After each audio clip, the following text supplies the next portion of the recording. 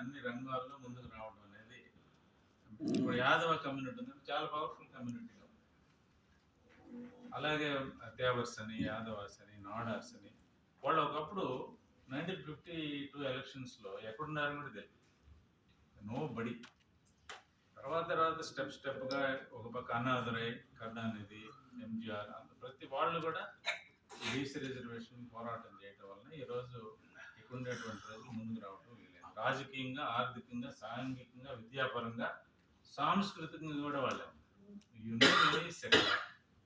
మనకి తెలంగాణ, నాకు తెలిసినటువంటి చరిత్ర, నేను హైదరాబాద్లో చదువుకున్నాను కాబట్టి నాకు తెలిసిన తెలంగాణ గురించి సార్ చెప్పారు.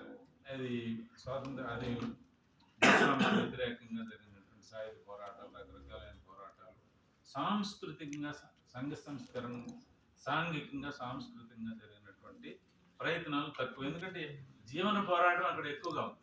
బతకడానికే పోరాటం చేయాల్సిన పరిస్థితుల్లో సంస్కరణ గురించి ఏం ఆలోచన చేస్తాం?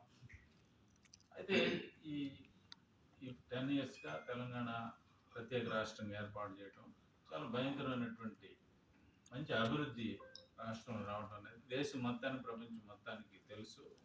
అది అందుకోసంగా కేసీఆర్ గారిని మనం అందరం ఆయన్ని చెప్పాల్సిందే, గౌరవించాల్సిందే, ఆయన పొగడాల్సిందే. తిరగలేదు.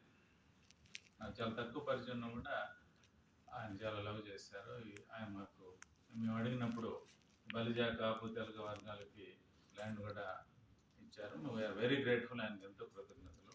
మీరు కన్వే చేయండి, నేను వచ్చినప్పుడు చెప్తాను, అప్పుడప్పుడు కలుస్తుంటాను. అయితే ఇప్పుడు తెలంగాణలో ఏమి చేయాలి?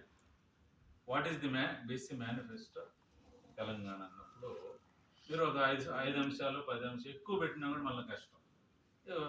స్లోగన్స్, ఒక 5-6 స్లోగన్స్. ఒకటి, దేశంలో క్యాస్ట్ సెన్సస్ జరగాలనేది చాలా అవసరం. మొదట్లో బీజేపీ పార్టీ కానీ, ఆర్ఎస్ఎస్ వీళ్ళందరూ కూడా మొదట్లో ఒప్పుకోకపోయినా ఇప్పుడు వాళ్ళు కూడా ఆ రంగంలోకి వస్తుంది. ఫస్ట్ మనం డిమాండ్ చేయాల్సింది, బీసీలు ఎంతమంది ఉన్నారు, ఈ ఇందిరా సాహని గదిలో 50% రిజర్వేషన్ ఎందుకు ఎత్తేయకూడదు అనేది మనం తీసుకురావాలంటే కులాల వారీగా జనగణన జరగాల్సిందే. క్యాస్ట్ సెన్సస్ అనేది మస్ట్. ఈ 42% తమిళనాడులో 50% ఉంది, కర్ణాటకలో కొంచెం పెరిగింది, తర్వాత మహారాష్ట్రలో పెంచారు, మరాఠాస్, కేరళలో 50%. కేరళ ఎందుకు? Kerala society is totally different. Rest of ఇండియాకి కేరళకి చాలా తేడాలు ఉన్నాయి.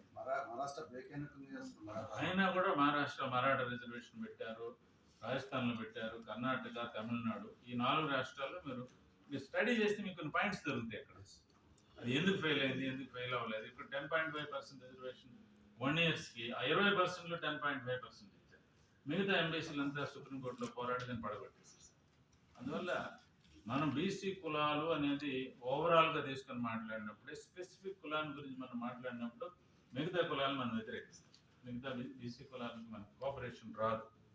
బీసీ కులాలను మొత్తాన్ని ఒక వర్గంగా మనం తీసుకొని ఫస్ట్ మనం దేశం మొత్తం మీద చేయాల్సింది క్యాస్ట్ సెన్సస్ అనేది మస్ట్ అనేది, అది పోరాటంగానే తీసుకురావాలి. రెండోది 42% స్టేట్ యాక్ట్ అమెండ్మెంట్ పెట్టేసి లోకల్ బాడీస్లో చేయాలి. అట్లా ఉద్యోగాలు